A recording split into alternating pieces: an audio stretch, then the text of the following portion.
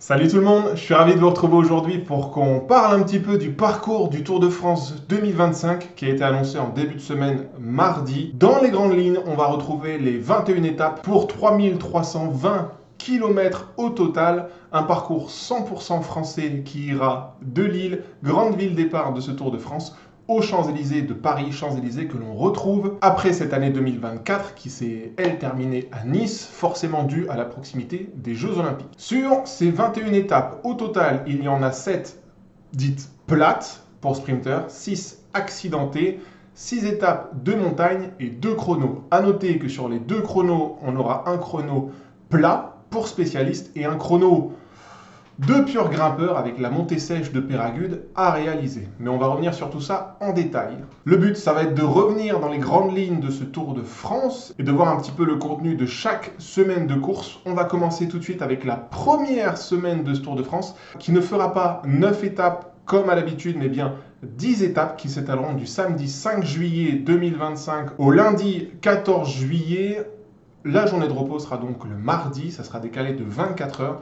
Sur ces 10 premières étapes, il y aura 4 étapes dites plates pour les sprinters. La première, l'ouverture à Lille. La troisième qui arrivera, elle, à Dunkerque.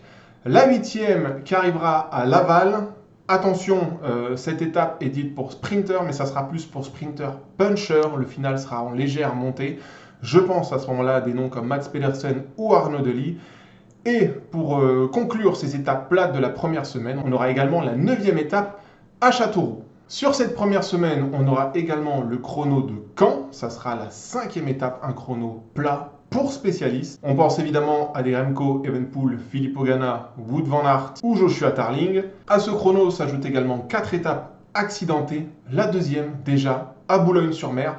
La quatrième à Rouen. Première étape qui devrait convenir aux baroudeurs du Tour de France 2025.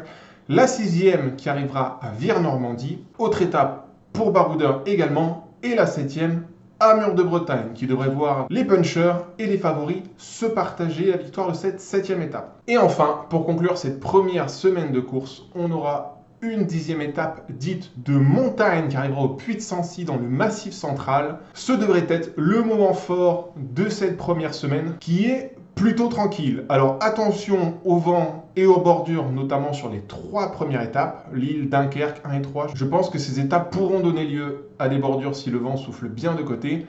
Comme à chaque fois, l'enjeu de cette première semaine pour les mecs du général, ce sera d'esquiver les chutes et les problèmes. Ce sera prioritairement ça, le danger. En fin de compte, c'est quand même une première semaine qui confirme l'adage qu'on peut perdre le Tour sur la première semaine, mais certainement pas le gagner. La deuxième semaine du Tour de France sera donc constituée de 5 étapes. On aura une étape, alors plate, la 11e à Toulouse. Alors c'est vraiment pas une étape plate pour moi.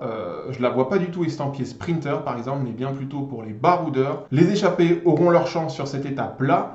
On aura une étape dite accidentée, la 15e qui arrivera à Carcassonne. Là également une nouvelle chance pour les baroudeurs. Et entre cette étape 11 à Toulouse et cette étape 15 à Carcassonne, on va retrouver le triptyque pyrénéen sur 3 étapes. La 12e étape qui arrivera à Hautacam. La 13e à Péragude, c'est le fameux chrono dont je vous parlais en ouverture de cette vidéo. Chrono pour grimpeurs sur la montée sèche de Péragude. Et on retrouvera la 14e étape, dernière étape pyrénéenne, qui arrivera, elle, à Luchon-Super-Bagnères. Forcément, le moment fort de cette deuxième semaine est évidemment le triptyque pyrénéen. Et c'est une semaine que devront se partager et les baroudeurs grimpeurs et les grimpeurs slash favoris au classement général. Au-delà du général, on devrait d'ailleurs retrouver une très belle bataille déjà pour le maillot blanc à pois rouge de meilleur grimpeur, notamment sur cette 14e étape qui arrivera à Luchon-Super-Bagnères.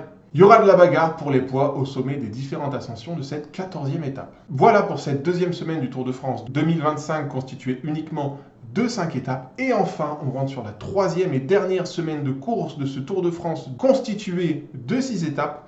On retrouvera 2 étapes encore dites plates, bien que la 17e à Valence, à l'image de la 11e à Toulouse, devrait être une étape pour baroudeurs. Là encore, je trouve que les sprinters auront du mal à pouvoir se disputer cette 17e étape.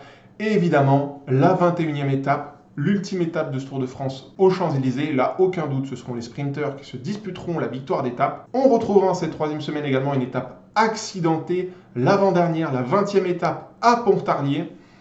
Étape pour baroudeur. À ce moment-là, le général du Tour de France devrait être joué, puisqu'on aura déjà eu, au moment de cette 20e étape, les 3 dernières étapes de montagne de ce Tour de France 2025. La 16e étape au Mont Ventoux, plat, puis la montée sèche du Ventoux. Ça fait plaisir de retrouver le Mont Chauve. La dernière fois qu'on l'a vu sur le Tour de France, ça devait être en 2021 avec la victoire de Wout van Aert. Deuxième étape de montagne de cette 3e semaine de course, la 18e au col de la Lose. Terrible col de la Lose, près de 26 km d'ascension. Et enfin, l'ultime étape de montagne de ce Tour de France, la 19e étape à la Plaine, très courte, 130 km de course. Ça devrait être un beau bazar sur cette 19e étape. Le moment fort de cette 3e semaine, je pense forcément au duo alpestre de la 18e et 19e étape. Col de la Lose encore une fois sur la 18e. La très courte étape de la Plaine sur la 19e. À l'image de la 2e semaine encore, les baroudeurs et les grimpeurs vont trouver des terrains à leur convenance et vont se régaler. Le général, encore une fois, devrait être bouclé au terme des Alpes lorsqu'on s'engagera sur la 20e étape en direction de Pontarlier. Et les sprinteurs qui se seront accrochés en 2e et 3e semaine pourront alors profiter d'un dernier sprint massif à Paris, aux Champs-Élysées, sur cette 21e et dernière étape de ce Tour de France 2025. Si on débriefe un petit peu ces 3 semaines dans lesquelles on est rentré un petit peu plus en détail. Pour les sprinteurs, je trouve que le tracé n'est pas ouf. Alors ils ont plein de terrains d'expression en première semaine. On dit qu'il y a pour eux 7 étapes plates. Mais bon, c'est plus 5, parce que si on nommait la 11e étape de Toulouse et la 17e étape de Valence, qui je trouve sont relativement punchy et qui devraient davantage profiter aux échappés qu'aux sprinteurs, on se rend compte qu'il y a très peu d'occasions pour les sprinteurs entre la 9e étape à Châteauroux et la 21e étape aux Champs-Élysées. Ça fait quand même une bonne moitié de Tour de France à s'accrocher et à serrer les dents pour espérer pouvoir l'emporter aux Champs-Élysées.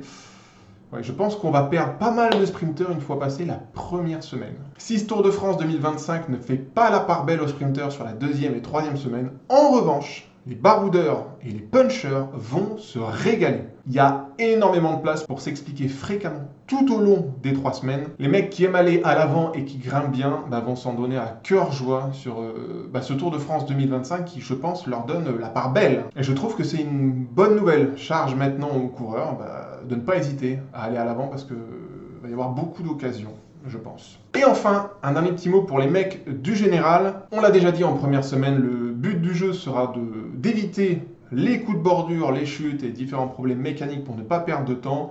Ils devront rester concentrés sur le premier chrono de la 5e étape. C'est là que quelques grimpeurs devraient commencer à perdre du temps. En 2e semaine, on a encore une fois ce gros bloc pyrénéen avec 2 étapes de montagne et un chrono avec la montée sèche de Péragude. Et en dernière semaine, 3 étapes où on pourra faire l'écart. La 16e étape avec le Mont Ventoux et les 2 étapes alpestres, la 18 et la 19, col de la Lose et l'étape très courte de la Plagne. Voilà, encore une fois, un classement général qui se dessinera donc en 2e et 3e semaine. Dans l'idée globale que j'en ai, 10 jours pour ne pas perdre de temps et les 10 derniers jours pour en gagner sur ses adversaires. Voilà comment on peut résumer le tracé global de ce Tour de France 2025. J'ajouterai enfin que j'ai une étape de cœur sur ce Tour de France, évidemment, c'est la 10e étape dans le Massif central qui arrivera au Puy de Sancy. C'est une très belle étape, je trouve que c'est un joli petit bonbon que nous ont concocté les organisateurs de ce Tour de France. Ça ressemble un petit peu à ce qu'on avait eu sur la 11e étape de l'édition 2024 au Lioran, qui avait vu la victoire de Jonas Vingegaard devant Tadej Pogačar. Il y aura du rythme à la fois pour essayer d'aller chercher la victoire étape sur la première moitié de cette étape, et puis si les échappés n'arrivent pas à se dégager parce que derrière il y a un gros rythme emmené dans le peloton, et on va avoir une bagarre. Il faut dire que ça sera aussi cette 10e étape, la première étape où vraiment les favoris à un bon classement général vont commencer à sortir les dents.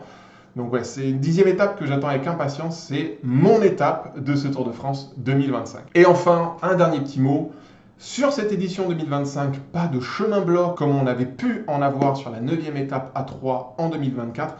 Pas de pavé non plus. Voilà, je pense qu'il ne faut pas abuser des bonnes choses. Nous sortir une étape des chemins blancs ou de pavé une fois tous les 3-4 ans, c'est suffisant. Il faut que ce type d'étape reste à caractère exceptionnel et je salue donc la décision de ne pas mettre ce type d'étape sur le Tour de France 2025. Voilà, c'est tout pour moi pour le débrief en grande ligne de cette annonce du Tour de France 2025. N'hésitez pas à me dire en commentaire ce que vous pensez de ce tracé. Je vous laisse ici. Merci d'avoir regardé la vidéo jusqu'au bout. Je vous en remercie. Prenez soin de vous. Très bonne soirée et à très vite. Ciao!